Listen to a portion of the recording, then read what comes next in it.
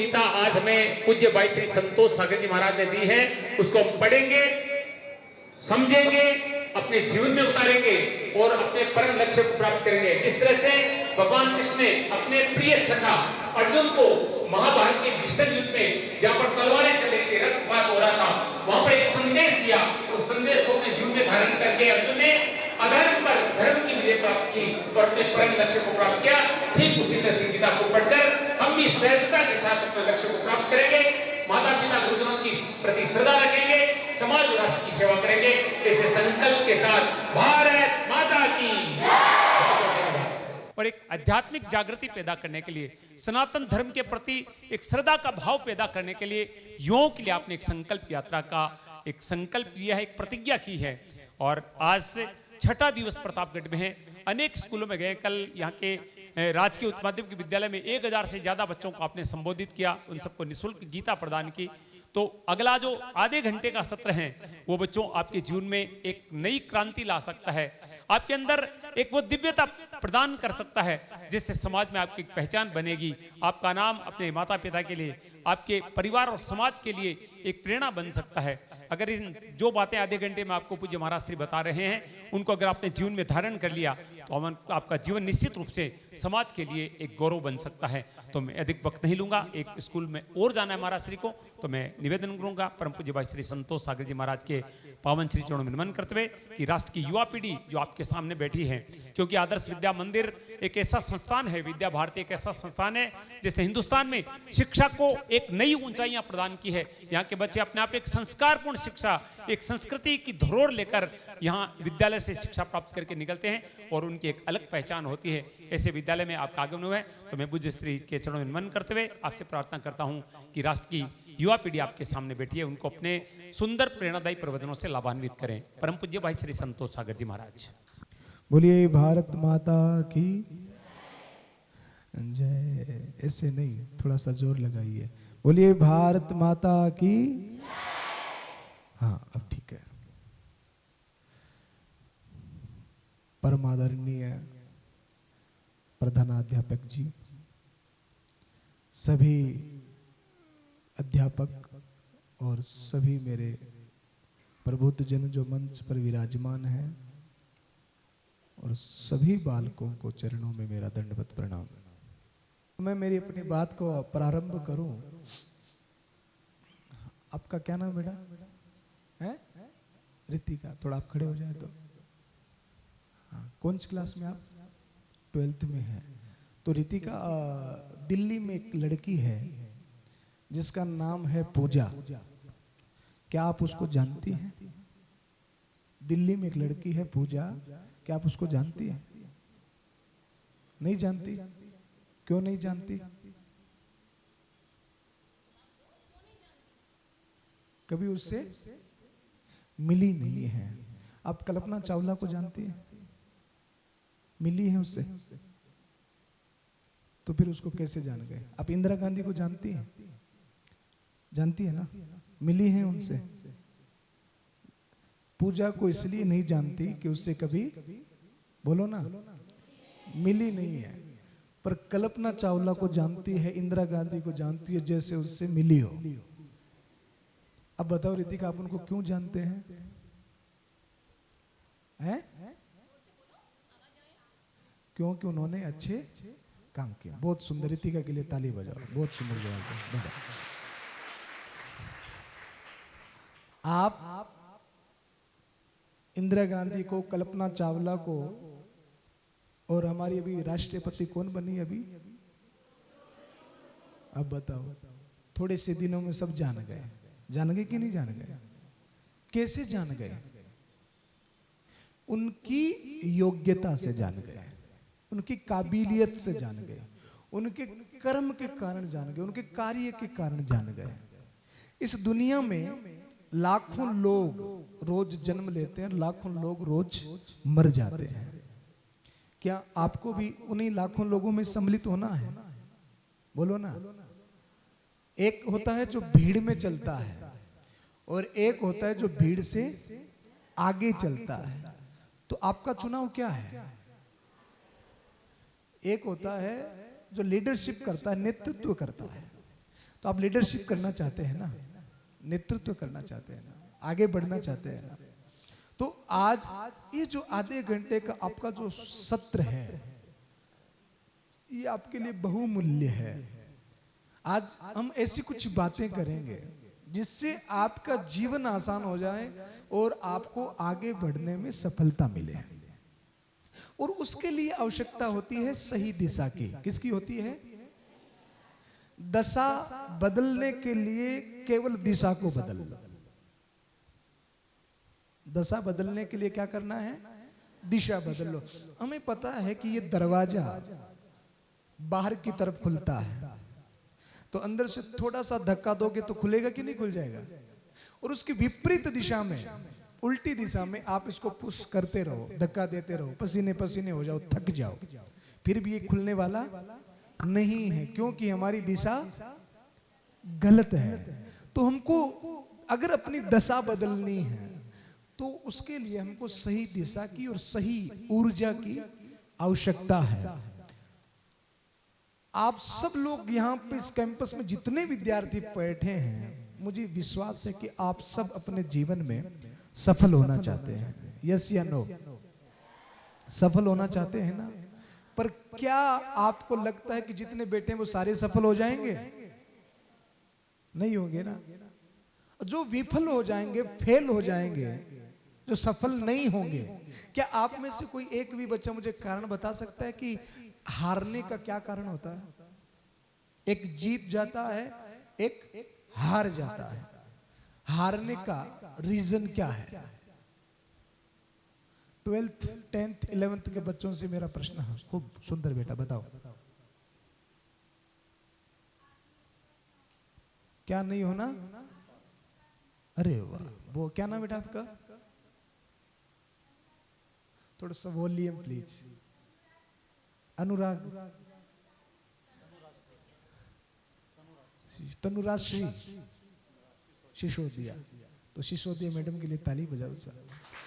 Thank you, बहुत सुंदर मेरी बेटी ने जवाब दिया। बैठ जाओ। सबसे परफेक्ट जवाब, आत्मविश्वास की कमी होना। श्रीमद् भगवत गीता में एक श्लोगन है, एक श्लोक है जिसकी एक लाइन आप सब याद करें। हारने का सबसे पहला कारण है, एक आदमी फेल हो जाता है, एक आदमी हार जाता है और एक आदमी विजय हो जाता है। इसका पहला कारण है संशय आत्मा विनश्यति ही। बोलिए तो, संशय आत्मा विनश्यति ही। संशय आत्मा विनश्यति ही। अब संशय मीन्स क्या होता है? संशय किसे कहते हैं? संशय किसे कहते हैं? आप हिंदी मीडियम है कि इंग्लिश मीडियम है? संशय मीन्स क्या?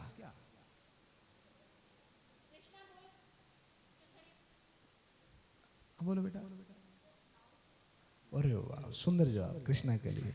मैडम पता तो सभी को है, बस वो आत्मबल नहीं है, बोलने का बल नहीं है। बैठ जाओ बेटा, बहुत सुंदर। पता, मुझे पता है सब बच्चों का है, पर वो आत्मबल नहीं है। तो ये जो हमारी जो हिंदी भाषा है ना, ये बड़ी ही रोचक और मधुर भाषा है। हम चाइनीज सीखें, इटालियन सीखें, फ्रांसीसी सीखें, अंग्रेजी सीखें, पर हमें अपनी भाषा पर अच्छे से पकड़ होनी चाहिए। आप जब धरातल पर काम करने जाएंगे इस हिंदुस्तान में, तो आपको सबसे ज्यादा कौन सी भाषा की आवश्यकता पड़ेगी? हिंदी की। और हमारी प्राचीनतम भाषा कौन सी थी? संस्कृत आती है आपको? है? बोलो ना। बोले महाराज हिंदी में ही 12 बजे हुए हैं, तो संस्कृत का तो मामला बहुत गड़बड़ है। हमारी प्राचीनतम भाषा थी संस्कृत। और आज आपको पता है संस्कृत का चलन कम हो रहा है, पर जो आनंद हमारी संस्कृत भाषा में था ना, वो आज हिंदी भाषा में नहीं है। और जो हिंदी में आनंद है वो अंग्रेजी में तो है ही नहीं। हिंदी में कम से कम छोटे बड़े का सम्मान तो है ना, अंग्रेजी में तो वो भी खत्म हो गया। मित्र को भी यू और बाप को भी यू, सबको एक ही जैसा। तो हमारी प्राचीनतम भाषा क्या है? संस्कृत। उसका भी नॉलेज हमको थोड़ा थोड़ा लेना चाहिए। देव भाषा है वो, हमारे जितने ग्रंथ हैं वो सारे कौन सी भाषा में हैं? संस्कृत भाषा में। अगर उसका नॉलेज नहीं होगा तो उनका मीनिंग समझ में नहीं आएगा। और संस्कृत भाषा की एक विशेष बात बताऊं, सबसे मीठी भाषा है। कितनी मीठी? बोले संस्कृत में तो किसी को गाली भी दो ना तो ऐसा लगता है कि सामने वाला कोई कविता पढ़ रहा है। हाँ, इतनी मीठी। अगर आप हिंदी में किसी से कहो ओ कुत्ते, तो वो नाराज होगा कि नहीं होगा? नाराज होगा ना। अब इसी बात को आप संस्कृत में कहो हे स्वान। अब हिंदी में किसी को कहो ओ गधे, तो नाराज होगा कि नहीं होगा? आप इसी को ही संस्कृत में कहो हे वैशाख नंदन, बात वही है। गधे को क्या कहते हैं? हे वैशाख नंदन। तो सामने वाला देखेगा कि मेरे लिए कोई कविता पढ़ रहा है और उसको ये पता ही नहीं कि मुझे कोई गधा कह रहा है। तो इतनी मीठी भाषा है। अच्छा, आपने कभी आइसक्रीम खाई है? पसंद है आपको? अच्छा बताओ, संस्कृत में आइसक्रीम को क्या कहते हैं? हिमक्रीम। क्या कहते हैं? हिमक्रीम नहीं, ये थोड़ा शॉर्ट हो गया। संस्कृत में आइसक्रीम को कहते हैं दुग्ध शर्करा युक्तम हिम गोलगट्टम। क्या कहते हैं? बोलो ना। दुग्ध शर्करा युक्तम हिम गोलगट्टम। अब इसमें भी अगर आपको मैंगो फ्लेवर लेना हो तो क्या कहोगे? हाँ, मैंगो फ्लेवर में क्या होगा? आम्र दुग्ध शर्करा युक्तम हिम गोलगट्टम। उतने में आपकी आइसक्रीम पिघल जाएगी, है ना। तो ये जो संस्कृत भाषा थी ये बहुत ही मीठी भाषा थी। तो हमारा विषय था संशय आत्मा। बोलो ना, संशय आत्मा विनश्यति ही। संशय मतलब होता है डाउट। अगर आपको अपनी प्रतिभा, अपनी काबिलियत, अपनी ऊर्जा, अपनी एनर्जी, अपनी क्षमता, अगर इसके ऊपर आपको डाउट है कि मैं ये कर पाऊंगा या नहीं पाऊंगा, मैं ये कर पाऊंगी कि नहीं पाऊंगी, अपनी काबिलियत को लेकर के मन में डाउट है, तो आपके फेल होने का सबसे पहला कारण यही होगा। सबसे पहला कारण क्या होगा? अपने आप की क्षमताओं को लेकर के संशय हो। सबसे पहला अपने आप का डाउट क्लियर करें। कभी भी अपने मन में ये बात न आने दे कि मैं नहीं कर सकती, मैं नहीं कर सकता, मेरे अंदर में ये काबिलियत नहीं है, मेरे अंदर में इतनी ताकत नहीं है, मुझे अच्छा स्कूल नहीं मिला, मुझे अच्छे पेरेंट्स नहीं मिले, मुझे ये सुविधा नहीं मिली। कई बार होता है ना, आदमी जब फेल हो जाता है तो फिर वो फेल होने का जो भार है ना वो अपने सर पर नहीं रखता। मेरे मम्मी पापा ने सपोर्ट नहीं किया, मुझे स्कूल अच्छा नहीं मिला, मुझे ड्रेस कोड अच्छा नहीं मिला, मुझे किताबें नहीं मिले, मुझे ट्यूशन नहीं पढ़ाया गया। वो बच्चा तो ट्यूशन पढ़ रहा है तो वो सफल हो गया। होता है ना, ऐसा करते हैं ना। अपनी विफलता का ठीकरा किसके माथे फोड़ते हैं? दूसरों के माथे। ये बहुत ही कमजोरी का लक्षण है। सफलता न तो स्कूल देती है, न माता पिता देते हैं, न कुछ और देता है। मुझे एक बात बताओ, आप जितने बच्चे यहाँ पर पढ़ने आते हो, टीचर्स जब आपको पढ़ाते हैं तो भेदभाव करते हैं क्या? किताबें आपके एक जैसी हैं, समय आपको एक जितना मिलता है? फिर असफल और सफल का कारण क्या है? इसका कारण यह है कि आपके मन में डाउट है, आपके मेहनत में कमी है, आपकी ऊर्जा में कमी है। एक स्कूल में एक कहानी में अक्सर सुनाया करता हूं। एक स्कूल में एक गुब्बारा बेचने वाला आ गया। कौन आया? गुब्बारा बेचने वाला। तो एक छोटी सी बच्ची ने पूछा कि सर ये गुब्बारा उड़ते हैं? तो गुब्बारे वाले ने कहा हाँ उड़ता है। बोले सर सारे उड़ते? बोले सारे ही उड़ते हैं। बोले ये पिंक वाला? बोले उड़ता है। बोले ब्लैक वाला? बोले ये भी उड़ता है। बोले रेड वाला? बोले ये भी उड़ता है। बोले व्हाइट वाला? बोले ये भी उड़ता है। सर सारे उड़ते? बोले हाँ। सर ने कहा, गुब्बारे वाले ने कहा कि बेटा गुब्बारे के उड़ने में कलर्स का कोई रोल? गुब्बारा किससे उड़ता है? कलर से कि लाल वाला ज्यादा ऊपर गया, पीला वाला नीचे रह गया, काला वाला थोड़ा और नीचे रह गया, ऐसा होता है क्या? गुब्बारा किससे उड़ता है बोलो ना? हवा से उड़ता है ना। तो आप कौन सी जाति से, कौन से संप्रदाय से आते हैं, आपके पेरेंट्स कैसे हैं, आपका स्कूल कैसा है, ये सारी चीजें मायने नहीं रखती हैं। ये तो केवल कलर्स हैं। सबसे बड़ी चीज वो है कि आपके अंदर में ऊर्जा कितनी है, आप अपने आप को किस रूप में देखना चाहते हैं, आप अपने आप को क्या बनाना चाहते हैं, आप अपने आप को लेकर के कितने गंभीर हैं, आप अपने आप को किस रूप में देखना चाहते हैं? लीडर के रूप में देखना चाहते हैं, नेतृत्व करने वाले के रूप में देखना चाहते हैं, या फिर एक किसी भीड़ का हिस्सा बनना चाहते हैं? भीड़ का हिस्सा बनना चाहते हैं क्या? दुनिया में 80% लोग शरीर के नीचे के हिस्से से काम करते हैं, वो भीड़ का हिस्सा बनते हैं। 20% लोग, 15% लोग जो इस ब्रेन को यूज करते हैं, इसके अंदर में अनलिमिटेड ताकत है, अनलिमिटेड पावर है। आप देखोगे जो बड़े बड़े साइंटिस्ट, डॉक्टर, उनको भी हमारी तरह 24 ही घंटे मिलते हैं। हमारी जैसी ही 5 फुट 5 बाई की ये पूरी देह है, उनकी बॉडी होती है, फिर भी वो कितने सफल हो जाते हैं, दुनिया पर राज कर रहे हैं। किस लिए? उनके अंदर में क्षमता है, वो मेहनत करते हैं। अगर आप अपने आप को सफल करना चाहते हो तो आपको सबसे पहला काम ये करना है कि अपने अंदर का डाउट क्लियर करना है। कभी भी आपके मन में ये बात न आवे कि ये मैं नहीं कर सकता, और कभी भी किसी दूसरे के साथ भी कंपटीशन और प्रतिस्पर्धा मत करना।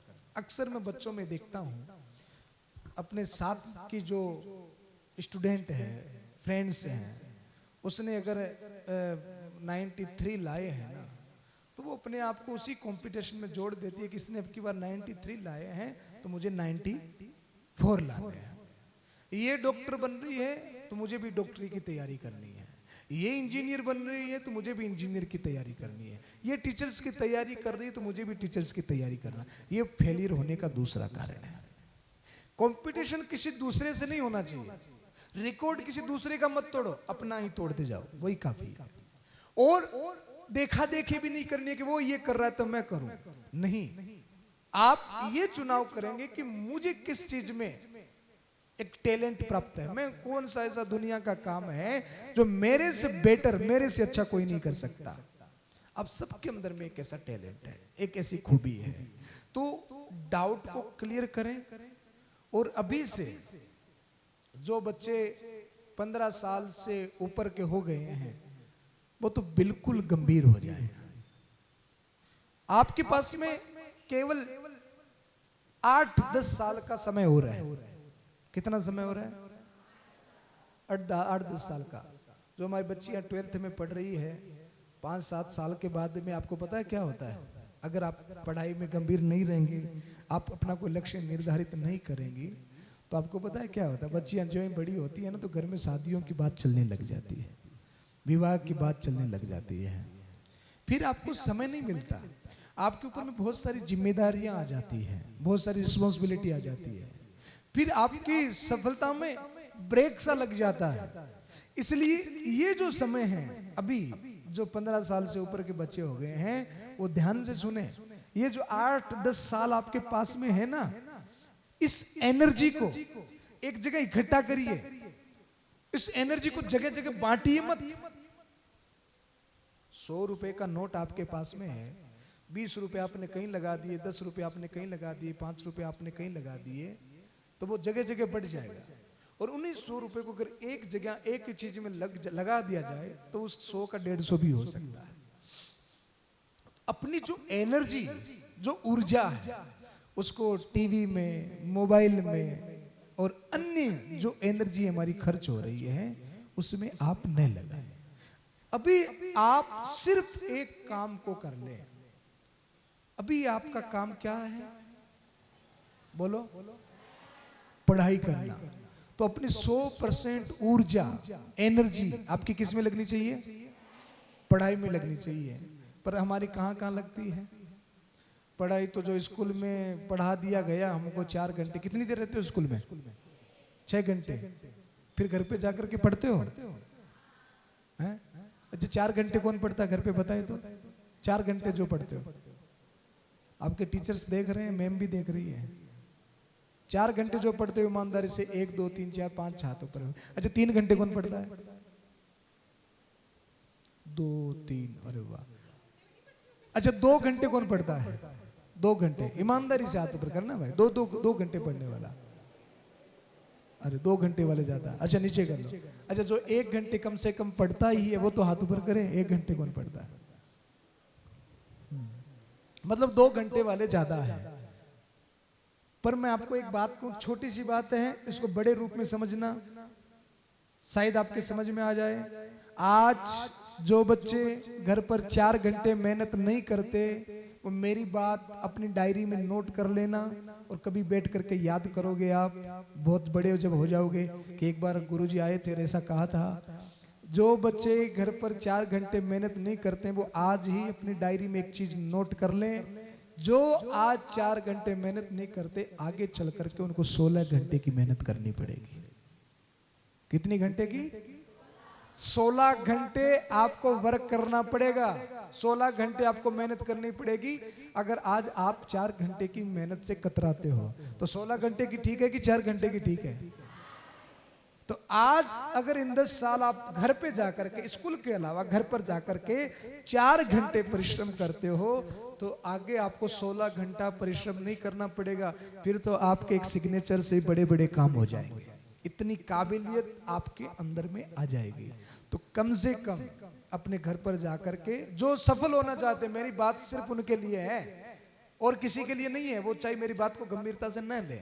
जो अपने जीवन को लेकर के गंभीर हैं, जो अपने आप को बड़े उच्च पद पर देखना चाहते हैं, जो इस भारत में सम्मान प्राप्त करना चाहते हैं, मेरी बातें सिर्फ उन्हीं लोगों के लिए है, बाकियों के लिए नहीं है। तो वो बच्चे घर पर जाकर के कम से कम कितनी मेहनत करें? 4 घंटे की। और डाउट को क्लियर करें। कभी ये न सोचें कि ये कार्य मैं नहीं कर सकता। ये चीज होनी नहीं चाहिए हमारे अंदर। आपके अंदर में वो क्षमता है कि आप जो चाहो वो कर सकते हो। ये मैं नहीं कह रहा हूं, ये कौन कह रहे हैं? भगवान श्री कृष्ण कह रहे हैं, संशय आत्मा विनश्यति ही। अपने कार्य को लेकर के डाउट न रखें कि मैं नहीं कर सकता। और इसी लाइन में श्री कृष्ण कहते हैं, एक लाइन और पढ़ेंगे आप, श्रद्धावान लभते ज्ञानम। बोलिए, श्रद्धावान लभते ज्ञानम। श्रद्धावान यानी आपकी पूर्ण श्रद्धा, आपका पूर्ण विश्वास आपकी पढ़ाई में होना चाहिए। इंटरेस्ट के साथ में पढ़े, एकदम प्यार करें पढ़ाई से, जबरदस्ती ना करें, प्यार करें उससे। आज के बच्चों के ऊपर मुझे दया आती है, वो बुक्स से ज्यादा लुक्स पर ध्यान दे रहे हैं। किस पे ध्यान दे रहे हैं? बुक्स से ज्यादा किस पे ध्यान है? और ध्यान किस पे देना चाहिए? आज के बच्चे ये सोचते हैं कि बढ़िया से कपड़े मिल जाएं, बढ़िया से शूज मिल जाएं, बढ़िया से हेयर कटिंग हो जाए तो बस अपना मामला फिट है। अगर आप लुक्स पे ध्यान दोगे तो फिर बुक्स का मामला बिगड़ जाएगा। और अभी से अगर आपने पूरा ध्यान बुक्स पे दिया तो आगे आपका लुक्स ऐसा बन जाएगा कि लोग उसको सलाम करेंगे, नमस्कार करेंगे।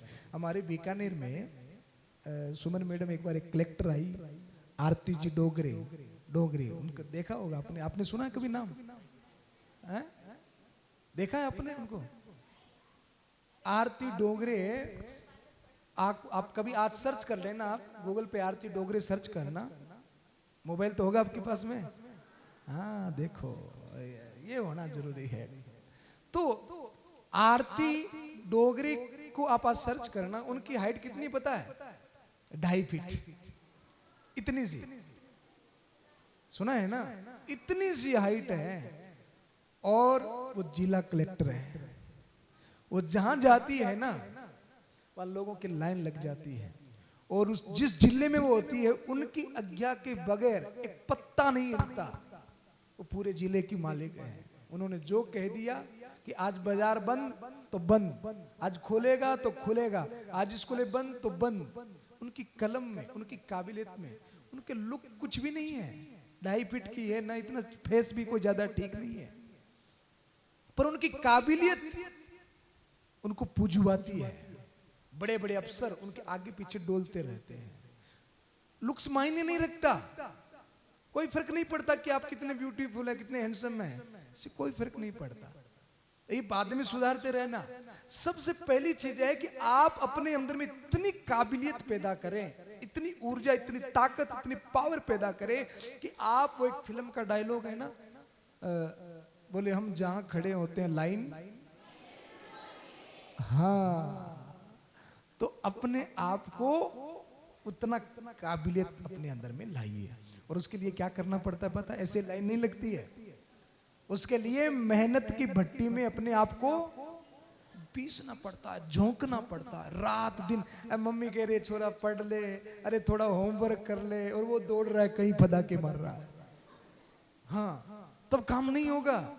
और बस मौका खोजते हैं किताबों के लिए, पढ़ने के लिए, बार बार कहा जाता नहीं पढ़ते हैं, और मौका देखते हैं कभी थोड़ा सा पापा का मोबाइल मिल जाए, मम्मी का मोबाइल मिल जाए, वीडियो गेम खेलने लगे। बहुत बड़ी हानि हो जाएगी आपको, बहुत बड़ा नुकसान हो जाएगा आपको। अच्छा, आप एक बात बताओ, आपके घर में 3 साल 4 साल 5 साल के बच्चे हैं, वो 5 साल का बच्चा अगर उसको कोई छोटा सा खिलौना दिख जाए, प्लास्टिक का 5 रुपए का खिलौना, तो वो बच्चा कितना रोता है कि मुझे ये चाहिए। रोता है कि नहीं रोता? बोले मुझे ये खिलौना चाहिए ही चाहिए। और जब उस बच्चे को वो खिलौना मिल जाए तो वो कितना राजी हो जाता है, कितना प्रसन्न हो जाता है। उसको लगता है कि दुनिया की सारी खुशी मुझे मिल गई। अब जो 12th 11th के 10th के बच्चे बैठे हैं, आपको पता है, आप भी कभी उस बच्चे की तरह छोटे से रोते थे खिलौने के लिए। अब वही बचपन का खिलौना आज आपको ला करके दे दिया जाए तो आप खेलना पसंद करेंगे? क्यों? कभी तो रोते थे ना आप उसके लिए, कभी तो मम्मी का पल्लू पकड़ के, कभी पापा की शर्ट पकड़ के रोते थे ना। आज आपको उस खिलौने से प्रेम क्यों नहीं है? ये फर्क कहां पड़ गया बताओ? कभी जिसके लिए आप रोते थे, आज आप वो नहीं लेना चाहते, को 2 बार भी दे तो नहीं लेंगे आप। 5 रुपए की वो प्लास्टिक वाली गाड़ी आपको कोई लाकर के दे, ले कि बचपन में तू रोती थी इसके लिए, ले खेल। बोलो ना, खेलोगे क्या? बचपन में वो गुड़िया से खेलते थे, आप खेलोगे क्या आज? क्यों? कौन बताएगा मुझे? क्यों नहीं? आप बताओ बेटा। 4th नंबर, 12th में 4थे नंबर पर जो बेटी है, हाँ आप बताओ।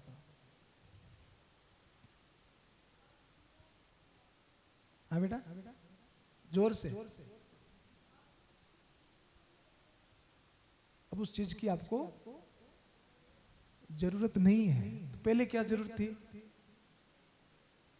हैं? कॉन्फिडेंस से बोलो, पहले क्या जरूरत थी? पहले अच्छी लगती थी, यही तो मैं पूछूं, अब अच्छी क्यों नहीं लगती है? चीज तो वही है, आप भी वही हैं। मैं बता दूं, अब आपकी बुद्धि का स्तर बढ़ गया, अब आप मैच्योर हो गई, अब आपके अंदर में ज्ञान आ गया है। आपने जो ये 6 साल 7 साल जो पढ़ाई की है ना, इस पढ़ाई ने आपको इतना परिपक्व बना दिया कि आपको चीजों की वैल्यू करना आ गया। क्या आ गया? वैल्यू करना। आपको पता है कि मेरी वैल्यू अलग है और इसकी वैल्यू अलग है। आपकी बुद्धि का स्तर बढ़ गया। पर अब स्तर कितना बड़ा है? पहले आप प्लास्टिक के खिलौने के लिए रोते थे, अब आप मोबाइल के लिए रो रहे हो, अब अच्छे कपड़ों के लिए रो रहे हो, अब ये मिल जाए वो मिल जाए उसके लिए रो रहे हो। यानी कि बात तो वही की वही है, चीजें बदली है, सोच नहीं बदली है। बैठ जाओ, बहुत धन्यवाद। क्या बदली है? चीजें बदली है, सोच नहीं बदलनी। और बदलना किसको है? सोच को बदलना। जैसे एक छोटे से 5 साल के बच्चे को मम्मी समझाए कि बेटा 5 रुपए का खिलौना है, बेकार की चीज है, टूट जाएगा, इसके लिए जिद मत कर। बच्चे को नहीं समझ में आता ना, वो तो रोता है ना। वैसे ही आज हम आपको समझा रहे हैं कि आप इस मोबाइल को छोड़ो, इस फैशन को छोड़ो, आप पढ़ाई पे ध्यान दो। पर कई बच्चों को समझ में नहीं आता वो बात, उनकी कंडीशन क्या है उसी 5 साल के बच्चे की जैसी है, अभी तक उनके समझ में नहीं आ रहा है। तो आप अपने लाइफ को लेकर के थोड़े से मैच्योर हो जाएं, थोड़े से गंभीर हो जाएं, अपना एक गोल, एक लक्ष्य निर्धारित करें। और जो भी आप बनना चाहते हैं, अब मैं आपसे पूछूं डॉक्टर कौन कौन बनना चाहता है? 4 5, अरे वाह, इतने डॉक्टर भारत में, वाह। अच्छा, इंजीनियर कौन कौन बनना चाहता है? टीचर्स कौन कौन बनना चाहते हैं? अच्छा, और डफोल संघ कौन कौन बनना चाहता है? डफोल संघ जानते हैं? डफोल संघ किसे कहते हैं? मारवाड़ी में बुद्धू को। अभी एक स्कूल में मैंने कार्यक्रम किया तो मैंने बहुत सारे लड़के बैठे थे, बॉयज। मैंने एक लड़के से पूछा तू क्या बनना चाहता है? तो उसने कहा सर मैं पैसे वाला बनना चाहता हूं। क्या बनना चाहता है? पैसे वाला। मैंने कहा कितने पैसे वाला? बोले सर मेरे पास 20 गाड़ी हो, 10 मोबाइल हो और 20 ही घर हो। 20 गाड़ी, 20 घर और 10 मोबाइल। उस लड़के का नाम था वरुण। क्या नाम था? कितना पैसे वाला? 10 गाड़ी, 20 मोबाइल, 20 घर, इतना पैसे वाला बनना चाहता हूं। तो एक लड़की पास में बैठी थी, मैंने पूछा बेटा तू क्या बनना चाहती है? बोले सर वरुण की पत्नी।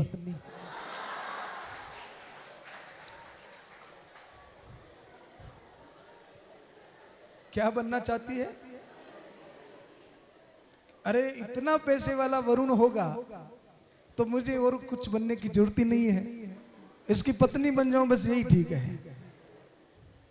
तो ध्यान देना, आप जो भी बनना चाहते हैं ना वो अपने डायरी में लिखें, और जो बनना चाहते हैं उससे 5 गुनी ज्यादा मेहनत करें। जितने बच्चियों ने टीचर्स के लिए हाथ ऊपर किया ना, तो वो IPS IAS के लेवल की तैयारी करें, RS लेवल की तैयारी करें, तब जाकर के आपको टीचर की नौकरी मिल जाएगी, कंफर्म मिल जाएगी, अगर आपकी तैयारी उस लेवल की होगी। अब आप टीचर का ही सोच करके चले हो कि उस लेवल की आप तैयारी कर रहे हैं तो फिर मुश्किल है, बहुत दिक्कतें हैं। अभी नौकरी लेने वाले ज्यादा हैं और नौकरियां कम है। आपको जो बनना है उससे 4 गुनी ज्यादा मेहनत करनी पड़ेगी, तब जाकर के आपको सफलता प्राप्त होगी। और जो डॉक्टर, इंजीनियर, टीचर्स बनना चाहते हो ना, मैं अपनी लास्ट एंड फाइनल बात करना चाहता हूं, अगर आप सफल होना चाहते हो तो अपने कार्य के पीछे का मोटिव मतलब क्या होता है?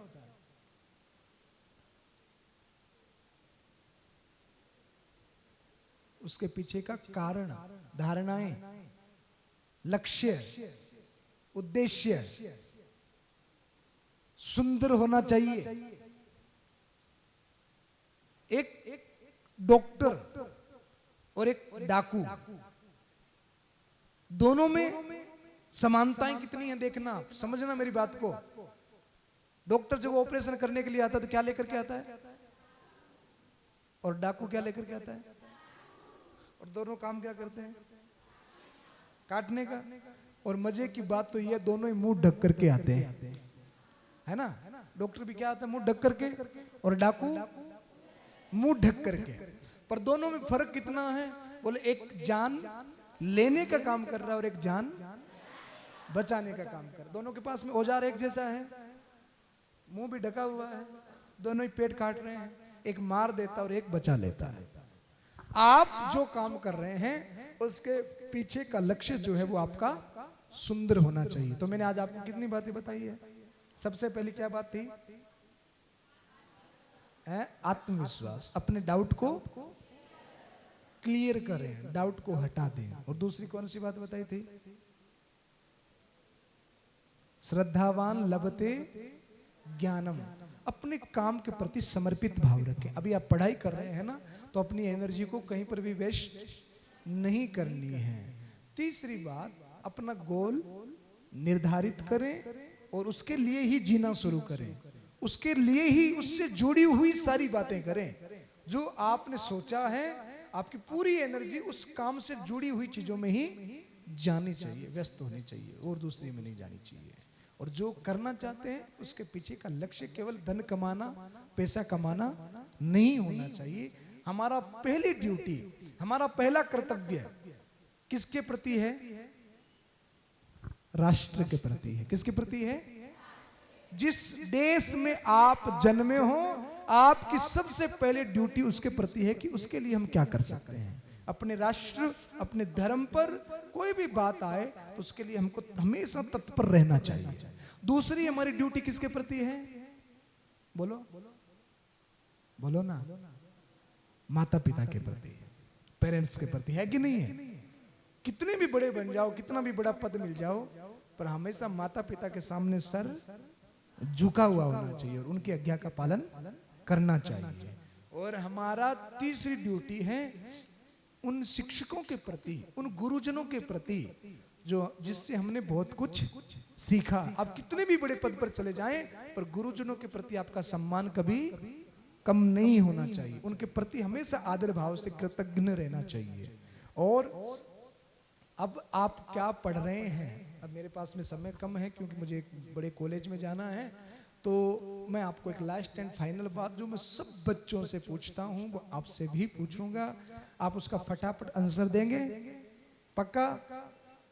फटाफट देना होगा, फास्टली एकदम, तो मुझे पता पड़ जाएगा कि आपकी पढ़ाई कैसी हो रही है, आपका दिमाग कितना शार्प है।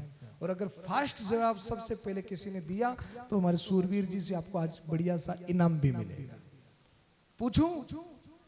रेडी बॉयज, लड़के बोलो ना। हर काम में फुर्ती रखते हो, यहां क्यों मुंह लटका के बैठे हो? पूछूं? तो मेरा प्रश्न यह है कि अगर 10 लाख का चेक भरना हो तो कितना जीरो लगेगा? फटाफट बताओ।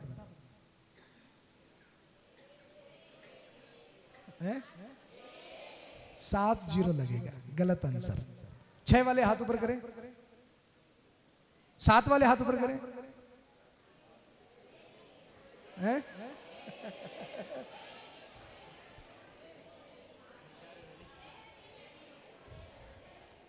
तो 6 में आपने हाथ ऊपर क्यों नहीं किया पहले?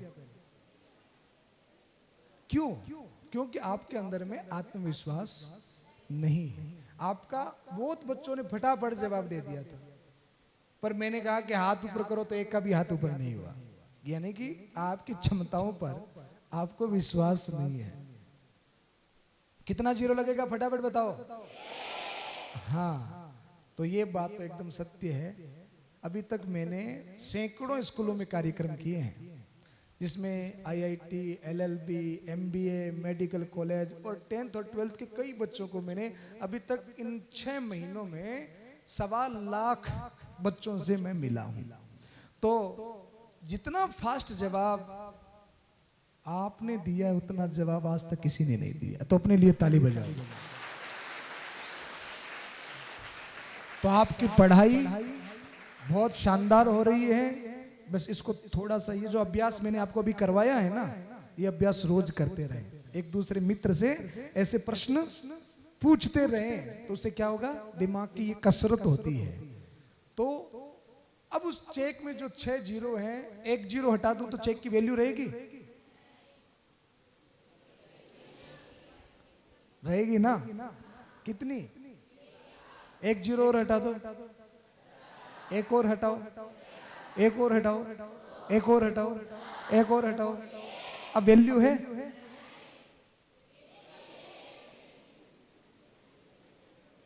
है ना? कितनी? 1 की वैल्यू है। वैसे ही आपके जीवन में वो एक जिससे आपकी वैल्यू है, वो एक क्या है? आप जितनी डिग्रियां लेंगे ना, कोई LLB करेगा, कोई MBA करेगा, कोई MBBS करेगा, कोई IIT, IIM करेगा, कोई B.Ed करेगा, कोई CA करेगा, ये डिग्रियां जितनी आप लेंगे, एक चेक में जितने जीरो लगाते जाओगे तो वैल्यू बढ़ती जाएगी, पर एक हटा दोगे तो वैल्यू नथिंग हो जाएगी।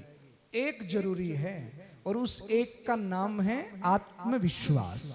क्या नाम है? आपकी किताबें पढ़ोगे तो बुद्धि बल आ जाएगा, व्यायाम करोगे तो बाहुबल आ जाएगा, काम करोगे तो धन बल आ जाएगा। पर ये धन बल, बाहुबल, बुद्धि बल, ये तीनों तभी काम आता है जब आपके अंदर में आत्मबल होता है। तो अब मेरा लास्ट एंड फाइनल क्वेश्चन आप सभी लोगों से है, और हमारी बेटी ने कहा था आत्मविश्वास, तो अब मैं आपसे लास्ट एंड फाइनल क्वेश्चन करता हूं, आत्मविश्वास कैसे बढ़ता है? अब इसका आंसर दो मुझे। हाँ बताओ, धन्यवाद, ताली बजाओ पहले तो इसके लिए। क्या ना बेटा? परीक्षा? अरे वाह, बताओ। जब अपने अंदर में, मेरे अंदर में डाउट है, उसको क्लियर कैसे करूं? तो वो आत्मविश्वास कैसे आएगा? कैसे? मैं पूछता हूं, मुर्गी पहले आई कि अंडा?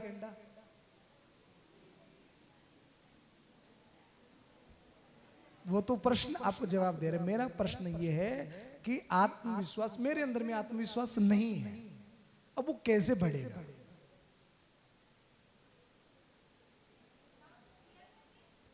है? डाउट क्लियर कैसे होंगे? क्या?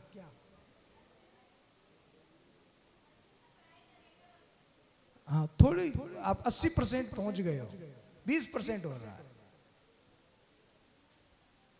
80% आपने, जो मेरा उद्देश्य है आपको पहुंचाने का, पहुंच गए, 20% हो रहा है। चलो उस तक मैं आपको पहुंचा देता हूं। बहुत परीक्षा ने बहुत सुंदर हिम्मत की, बहुत बढ़िया जवाब दिया, खूब बढ़िया। और कोई बताएगा? मेरे अंदर में आत्मविश्वास की बहुत कमी है, डाउन है, कैसे बढ़ेगा? चलो मैं बता देता हूं, क्योंकि मेरे पास समय कम है। आत्मविश्वास को बढ़ाने के लिए आप जैसे हजारों किताब पढ़ते हैं ना स्कूल की, तो उससे क्या बढ़ता है? बुद्धि बल। तो आत्मविश्वास बढ़ाने के लिए, जैसे आपको भी इलेक्ट्रॉनिक आइटम लेकर के आते हो तो एक मैनुअल बुक होती है ना उसके साथ में, यूजर बुक, वैसे ही भगवान ने भी हमको एक यूजर मैनुअल बुक दी है, उसका नाम है श्रीमद् भगवत। किस किस के घर में है? अरे वाह।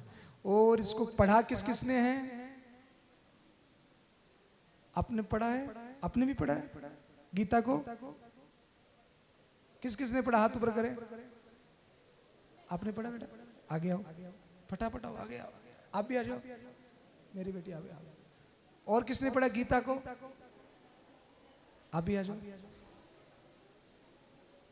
आ तो भी आ जाए बेटा, आ जा। हाँ,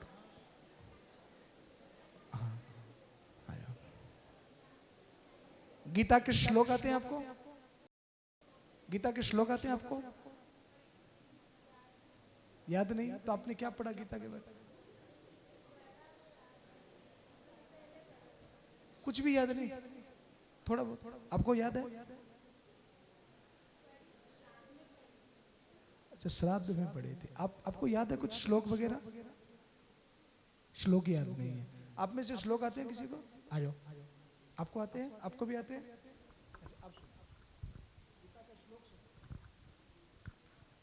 कविं पुराणां मनुशासितार मनोरणीया समनुस्मरेद्य सर्वस्य धातारमचिन्त्यरूप मादित्यवर्ण तमसः परस्तत्।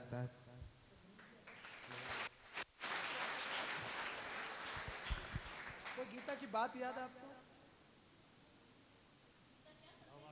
कोई संदेश याद है कुछ गीता का? है? क्या नाम बेटा तेरा?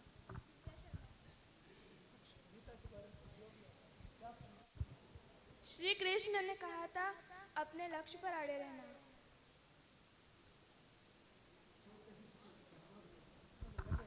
बहुत सुंदर। बैठो, सब बैठो, ताली बजाओ इनके लिए भाई, हिम्मत तो की। अब सुनो मेरी बात, फटाफट सुन लो।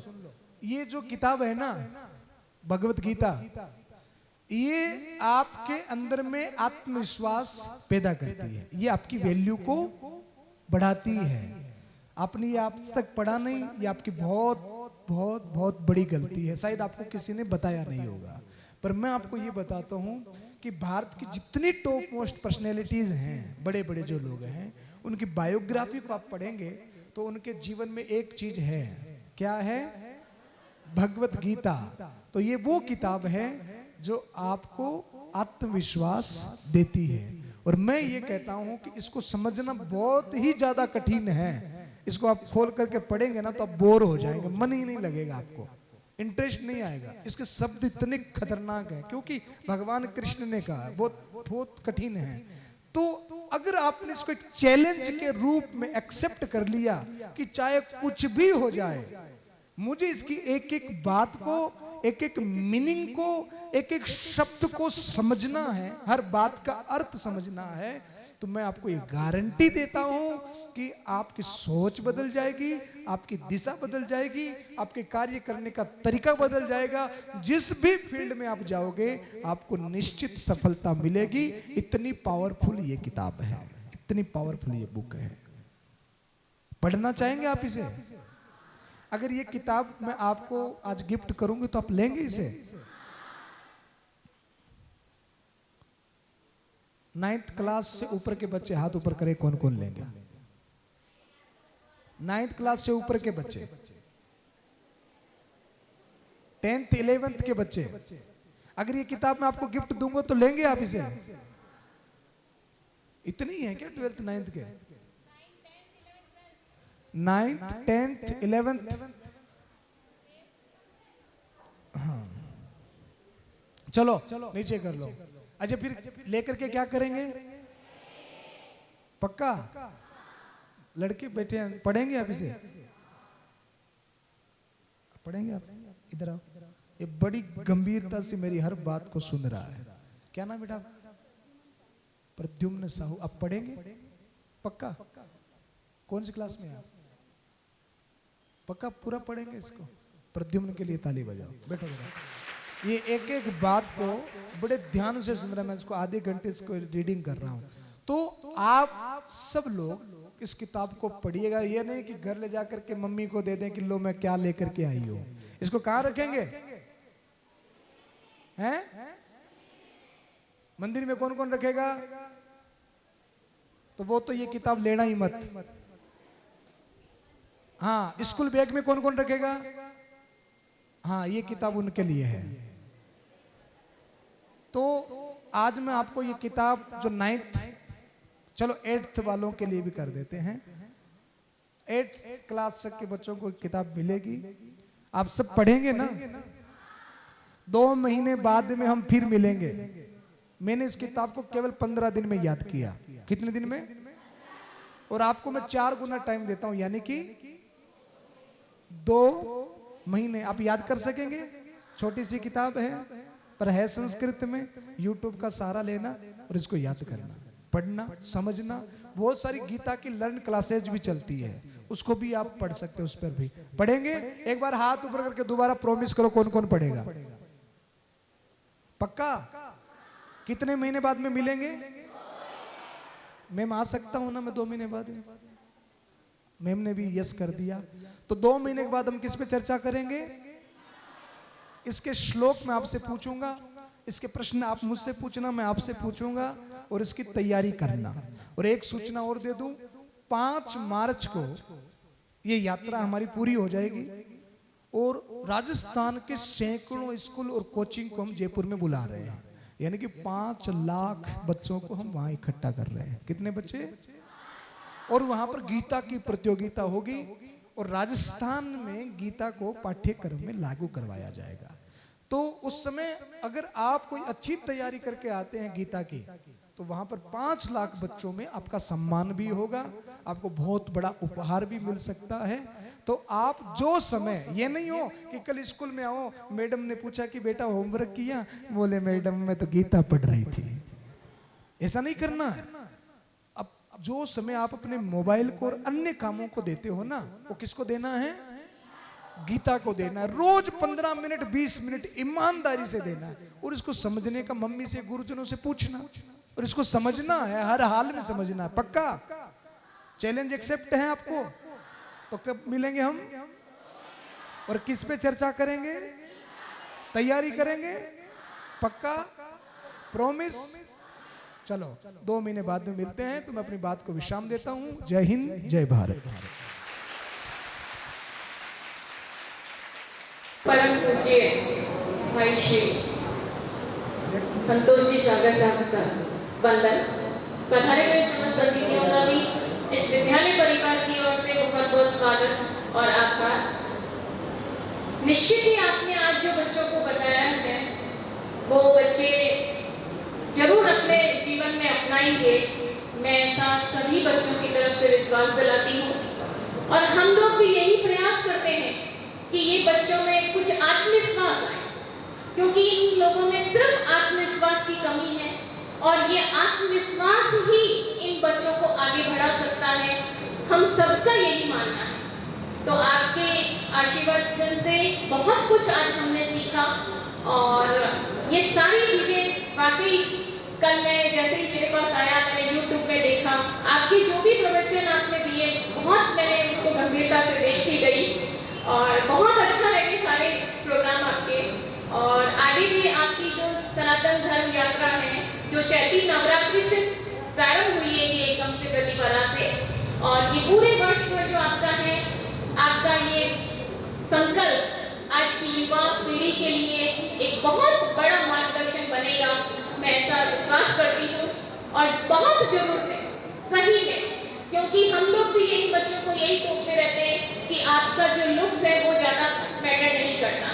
आपके जो है आप क्या हो, आपको सिर्फ कोई पैसा धन दौलत आपको आगे नहीं बढ़ाएगा। आपका हुनर, आपकी योग्यता, आपकी क्षमता ही आपको एक अपनी पहचान दे सकती है और हम भी यही कोशिश करते हैं। आपका भी आशीर्वाद इन बच्चों को मिला, इसमें बहुत इनके और अच्छा हो गया। मैं पुनः विद्यालय परिवार की ओर से, छात्र छात्राओं की ओर से आपका अभिनंदन प्रणाम करती हूँ। जय हिंद। माता की, भारत माता की, भारत माता की, वंदे वंदे वंदे। संकल्प कीजिए कि जो गीता आज हमें पूज्य भाई श्री संतोष सागर जी महाराज ने दी है उसको हम पढ़ेंगे, समझेंगे, अपने जीवन में उतारेंगे और अपने परम लक्ष्य को प्राप्त करेंगे। जिस तरह से भगवान कृष्ण ने अपने प्रिय सखा अर्जुन को महाभारत के भीषण युद्ध में जहां पर तलवारें चल रही थी, रक्तपात हो रहा था, वहां पर एक संदेश दिया। उस संदेश को अपने जीवन में धारण करके अर्जुन ने अधर्म पर धर्म की विजय प्राप्त की और अपने परम लक्ष्य को प्राप्त किया। ठीक उसी तरह से गीता को पढ़कर हम भी सहजता के साथ अपने लक्ष्य को प्राप्त करेंगे। माता पिता गुरुजनों की प्रति श्रद्धा रखेंगे, समाज और राष्ट्र की सेवा करेंगे। ऐसे संकल्प के साथ भारत